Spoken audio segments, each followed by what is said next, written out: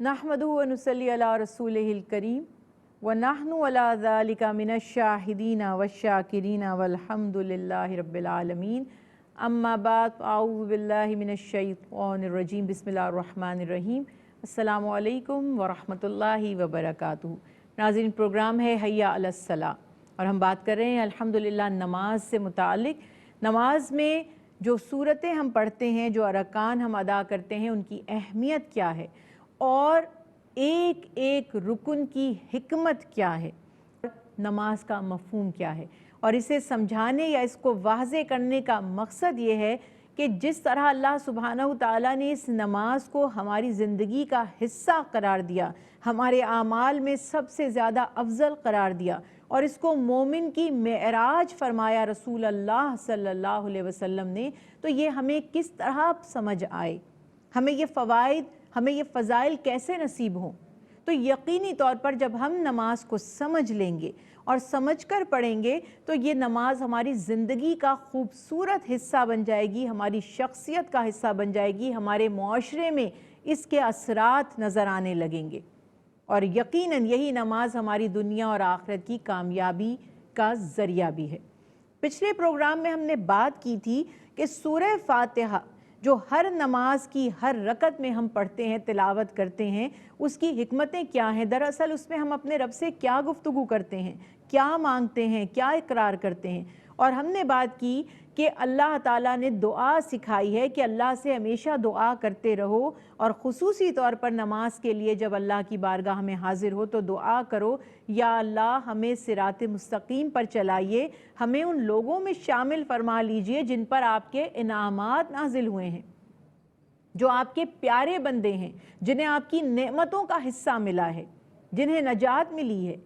और बात की हमने सूरह निसा के हवाले से कि जिसमें अल्लाह सुब्हानहू तआला ने इनाम याफ्ता बंदों का जिक्र भी फरमा दिया और ये भी फरमा दिया कि जिन पर अल्लाह के इनामात नाजिल होते हैं या हुए हैं वो अल्लाह के नबी हैं, सिद्दीक हैं, शुहदा हैं और सालिहीन हैं। कभी कभी मफहूम पर हम जाते हैं, हम कहते हैं सिद्दीक, जैसे हमने पिछले प्रोग्राम में बात की। सादिक कहते हैं सच या हमेशा सच बोलने वाले को, और सिद्क कहते हैं सच को। आप सल्लल्लाहु अलैहि वसल्लम ने फरमाया कि बेशक सच नेकी है और नेकी जन्नत में ले जाती है। बंदा सच बोलता रहता है और सच पर ही अमल करता है, हत्ता कि अल्लाह के यहाँ सिद्दीक लिख दिया जाता है। किज़्ब यानी झूठ बदी है, बदी या गुनाह दोज़ख की तरफ ले जाता है। बंदा झूठ बोलता रहता है, झूठ पर या झूठी बात पर ही अमल करता है, हत्ता कि अल्लाह के यहाँ काज़िब लिख दिया जाता है। अल्लाह सुब्हानहू तआला हमें सिद्दीकीन में शामिल फरमाएं। सच बोलना, सच पर अमल करना, यानी हर वो काम जो हक है, जो अल्लाह और उसके नबी को पसंद है, वो करना, सच पर कायम रहना है। हर वो अमल जो शैतानी अमल है, जो अल्लाह और उसके नबी हज़रत मोहम्मद मुस्तफ़ा सल्लल्लाहु अलैहि वसल्लम की नाफरमानी की तरफ ले जाता है, वो झूठ है, झूठा काम है, हमें उससे बचना है। किस तरह अबू बकर सिद्दीक रज़ी अल्लाह ताला अन्हो को अल्लाह ने सिद्दीक का खिताब अता फरमा दिया आसमानों पर। सबसे पहले रसूल अल्लाह सल्लल्लाहु अलैहि वसल्लम की दावत पर ईमान लाने वाले मर्दों में अबू बकर सिद्दीक रज़ी अल्लाह ताला अन्हो हैं। हमेशा सच कहा, सच पर अमल किया, हक की गवाही दी, हक पर ही कायम रहे, इत्तबाए रसूल अल्लाह सल्लल्लाहु अलैहि वसल्लम किया। तो हमारे लिए ये एग्जाम्पल है कि हम अपनी ज़िंदगी से झूठ को, झूठी बातों को, खुराफात को निकाल दें। बेमकसद लायानी जो बातें हैं वो भी झूठ हैं, धोखा हैं, और दुनिया की ज़िंदगी भी एक धोखा है। दरअसल हकीकी ज़िंदगी आखिरत की ज़िंदगी है जो हमेशा कायम रहने वाली है। जिसने उसकी फ़िक्र कर ली, جس نے اس کی تیاری کر لی وہ نجات پا گیا اور کامیاب ہو گیا۔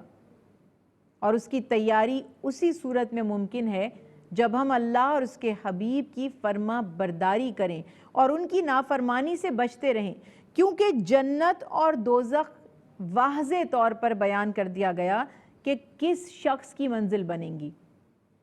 اللہ سبحانہ و تعالی نے فرما دیا جس شخص نے حکم مانا، اطاعت کی اللہ اور اس کے رسول کی، اس کی منزل جنت ہوگی، اس کا ٹھکانہ جنت ہے۔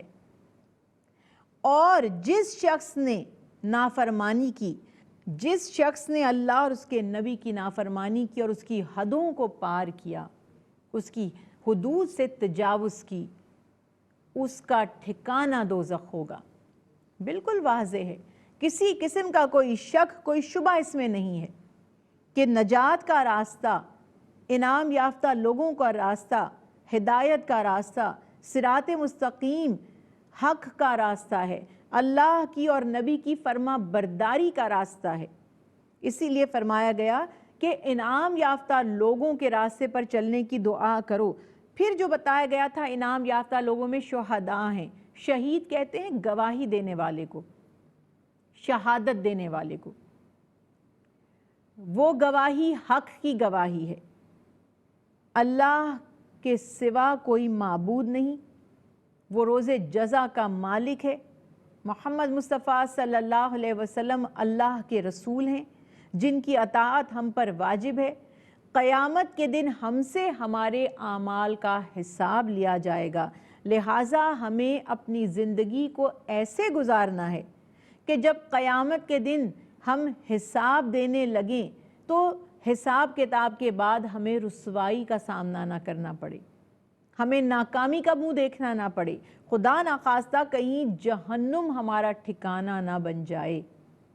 اسی لیے شہید یا سچ کی گواہی دینا اور سچ کی گواہی دینے والوں میں شامل ہو جانا، جو راہ خدا میں مارے جاتے ہیں ان کو بھی شہید کہا جاتا ہے، کیونکہ وہ شہادت دیتے ہیں، وہ اعلان کر دیتے ہیں کہ میں اللہ پر اور یوم آخرت پر ایمان لایا اور میں نے اپنے رب کے لیے، حق کے لیے، اپنے دین کے لیے جان تک قربان کر دی، کیونکہ یہ دین سچا دین ہے۔ جھوٹی کاز کے لیے، جھوٹے مقصد کے لیے کوئی اپنی جانیں قربان نہیں کرتا۔ یہ حق پرست ہی کر سکتے ہیں، حق کو ماننے والے ہی ہیں جو اللہ سبحانہ تعالیٰ کے حضور اپنی جان کا نذرانہ بھی پیش کر دیتے ہیں۔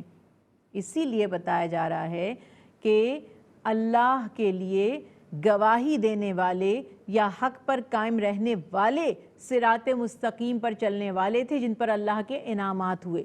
بذات خود شہادت کا مقام اور مرتبہ، یعنی جو راہ خدا میں شہید ہو جاتے ہیں، یہ کتنی بڑی نعمت ہے، انعام ہے۔ فرمایا جو راہ خدا میں مر جائیں انہیں مردہ مت کہنا، وہ تو ہمیشہ کے لیے زندہ ہیں، حیات جاودانی ان کو نصیب ہو گئی ہے، ہاں تم ان کی زندگی کو سمجھ نہیں سکتے۔ اسی لیے انعام یافتہ لوگوں میں شہادت دینے والے توحید کی، شہادت دینے والے رسالت محمدی صلی اللہ علیہ وسلم کی، شہادت دینے والے حق کی، اور شہید ہو جانے والے، قربان ہو جانے والے سب شامل ہیں۔ یہ ہے ہدایت یافتہ لوگوں کا راستہ۔ وہ کسی شیطانی طاقت کے آگے سر نہیں جھکاتے، وہ کسی ملامت کرنے والے کی ملامت کی پرواہ نہیں کرتے۔ مجھے اگر شریعت پر عمل کروں نوکری نہیں ملے گی، اگر میں اسکارف لوں تو مجھے فلاں جگہ نوکری نہیں ملے گی، اگر میں اسلامی لباس پہنوں یا جیسے مرد حضرات داڑھی رکھتے ہیں، ریش رکھتے ہیں، تو وہ ہمیں ملازمت نہیں ملے گی، ہمیں ترقی نہیں ملے گی، ہمارا پروموشن نہیں ہوگا۔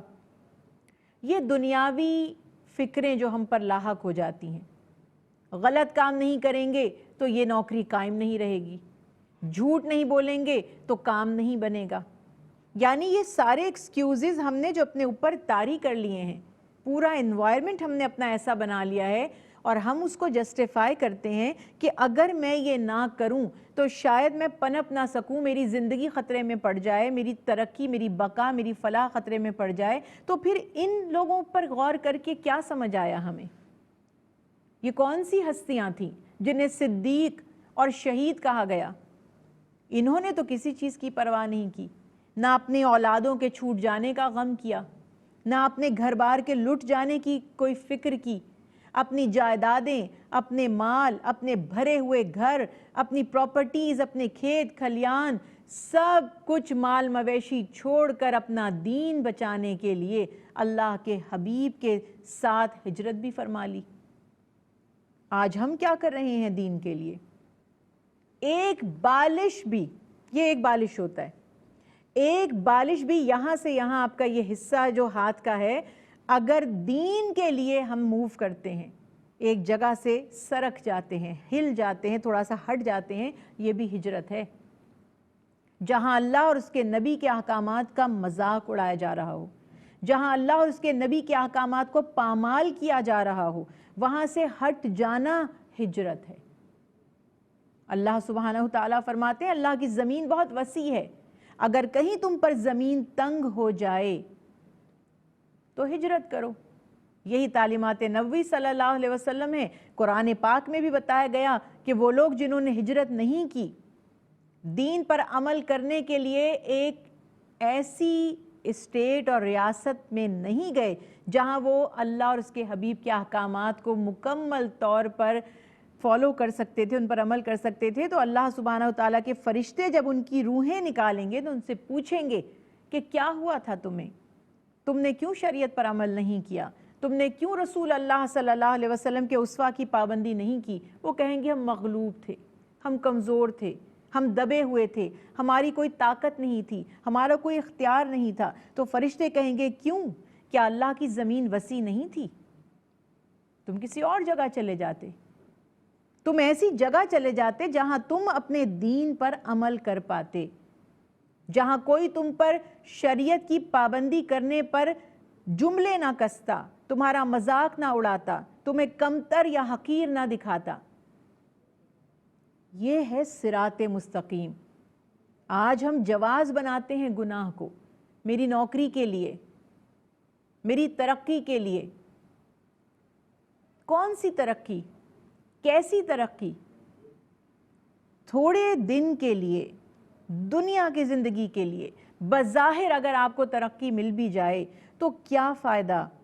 ایوریج ایج کتنی ہے انسان کی؟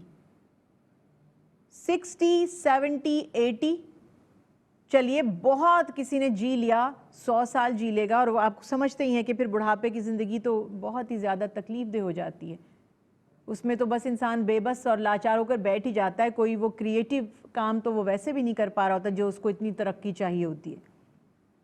جتنا نصیب میں رزق لکھا ہے وہ ملنا ہے، آپ سے کوئی چھین نہیں سکتا. اور جو آپ کے نصیب میں نہیں ہے آپ کہیں سے بھی چھین لیں، اچک لیں، دھوکہ دے دیں، کسی کو لوٹ مار کر لیں، جو آپ کے نصیب میں نہیں ہے وہ آپ کو نہیں مل سکتا. کیوں اپنے آپ کو دھوکہ دیں؟ کیوں اپنی زندگی کو برباد کریں؟ تو یہ سمجھیے کہ ہمیں ان صدیقین اور صالحین میں شامل ہونا ہے جو ہر گھڑی صالح اعمال کرتے ہیں. اور عمل بغیر ایمان کے اور ایمان بغیر عمل کے کوئی نفع نہیں دے گا. آمنو وعاملوا الصالحہ. بار بار اللہ سبحانہ وتعالیٰ فرما رہے ہیں محض لا الہ الا اللہ محمد رسول اللہ کہہ کر مت سمجھو کہ تم مومن بن چکے ہو. تمہیں عمل کرنا پڑے گا. جب تم نے اللہ کو اپنا معبود کہا ہے اور محمد مصطفیٰ صلی اللہ علیہ وسلم کو اللہ کا رسول سمجھا ہے، اپنا رسول مانا ہے، تو تمہیں ان کی اطاعت کرنی ہوگی، ورنہ تمہارا دعویٰ بیکار ہے، جھوٹا دعویٰ ہے، اس کی کوئی حیثیت نہیں ہے. وہ تو منافق بھی کہتے تھے ہم اللہ اور یوم آخر پر ایمان لاتے ہیں، پر کیا ہوا؟ اللہ سبحانہ وتعالیٰ نے فرمایا بدترین ہے یہ لوگ جو منہ سے کہتے ہیں کہ ہم ایمان والے ہیں مگر عمل نہیں کرتے. اللہ سبحانہ وتعالیٰ ہمیں اپنے ان انعام یافتہ لوگوں کے راستے پر چلنے کی توفیق دے، اور یہ اسی صورت میں ممکن ہوگا کہ جب آپ دیکھیں کہ ان کی زندگی کیا تھی، کیسی کیسی دین کے لیے قربانیاں انہوں نے پیش کی اور کیسی کیسی تکالیف اٹھائیں، آج ان کے نام یاد رکھے جاتے ہیں، آج ان کے نام عزت اور محبت سے لیے جاتے ہیں۔ آج بھی تاریخ میں نہ صرف مسلمز بلکہ غیر مسلمز بھی ان کی تعریف کر رہے ہیں۔ محمد مصطفیٰ صلی اللہ علیہ وسلم 100 طاقتور ترین آدمی، 100 انفلوئنشل مین یا پرسن دنیا کے، محمد مصطفیٰ صلی اللہ علیہ وسلم اس میں ٹاپ آف دا لسٹ ہیں۔ مائیکل ہارٹ کی کتاب جو اس نے لکھی، اللہ ہمیں غور کی توفیق دے، سمجھنے کی توفیق عطا فرمائے۔ انشاءاللہ اگلے پروگرام میں مزید گفتگو کریں گے، اس وقت تک کے لیے اجازت دیجیے، فی امان اللہ۔